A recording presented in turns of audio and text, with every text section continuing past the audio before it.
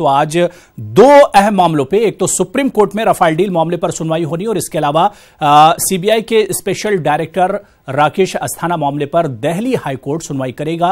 दोनों इन बड़ी खबरों पर हमारी नजर लगातार बनी रहेगी। आगे बढ़ेंगे। सफरे हज 2019 के लिए दरखास्त फॉर्म की हुसूलियाबी में गुज़िश्ता साल के मुकाबले इस साल भारी कमी दर्ज की जा रही है। वाज़ेह है कि गुज़िश्ता साल एक माह में 3 लाख के करीब दरख्वास्त फॉर्म्स मरकजी हज कमेटी को मौसूल हुए थे, जबकि इस मरतबा हज दरख्वास्त फॉर्म जमा करने की आखिरी तारीख से महज 4-5 रोज कबल सिर्फ 1 लाख फॉर्म ही जमा हो पाए हैं।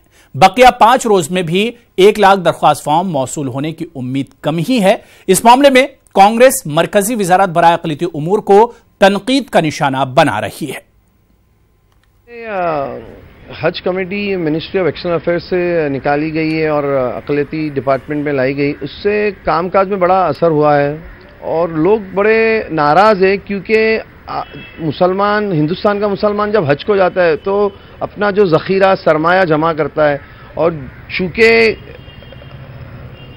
सरकार चाहती है कि कैशलेस इकॉनमी हो, कैशलेस ये पॉसिबल नहीं है क्योंकि लोग कैश में डील करते, कैश जमा करते। छोटे छोटे तबके के लोग जो होते हैं वो अपनी जमा पूंजी एक तरफ रखते, तो जीएसटी का भी उस पर असर पड़ा है। आपकी इकोनॉमी इतनी स्पाइरलिंग डाउन हो रही है, उससे लोगों के जॉब्स पे इफेक्ट हुआ है, बिजनेसेस पे इफेक्ट हुआ है, स्मॉल स्केल इंडस्ट्रीज पे इफेक्ट हुआ है। तो लोगों ने इतना पैसा नहीं था तो वो ऑफ गार्ड है अभी कि कहाँ से लाए।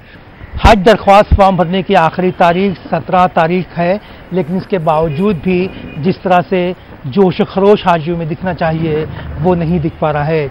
आज़मीन हज को जो है वो सिर्फ 5 ही रोज़ बाकी है कि जिसमें वो फॉर्म भर सकते हैं, लेकिन इसके बावजूद भी हज कमेटी को बहुत ही कम फॉर्म मौसूल हुए हैं। कैमरा पर्सन शरोजलाल के साथ मोहिउद्दीन, न्यूज़ 18 मुंबई। चलिए, मोहिउद्दीन ही हमारे साथ, हमारे नुमाइंदे मुंबई से जुड़े हुए इस खबर पर और बात करेंगे। मोहिउद्दीन, अगर आज 14 तारीख है और 17 तारीख हज फॉर्म जमा करने की आखिरी तारीख है, ऐसे में सिर्फ 1 लाख हज फॉर्म जमा हुए हैं, इसके पीछे बड़ी वजह क्या बताई जा रही मोहिउद्दीन?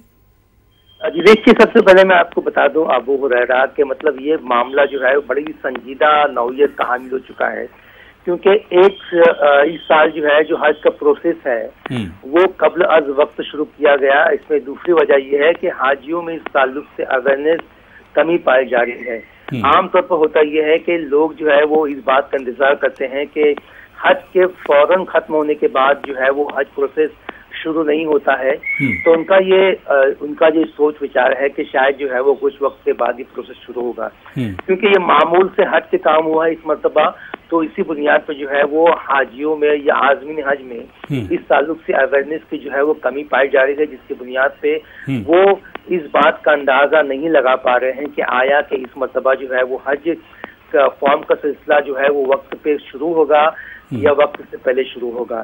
दूसरी बात यह है कि मतलब जिस तरह के हालात मुल्क में बने हुए हैं, जीएसटी की मार है और उसके अलावा जो है नोटबंदी और इसके अलावा जो है वो माशी मामला बिगड़े हुए हैं, तो इसका असर भी जो है वो आज़मीन हज पर पड़ा है।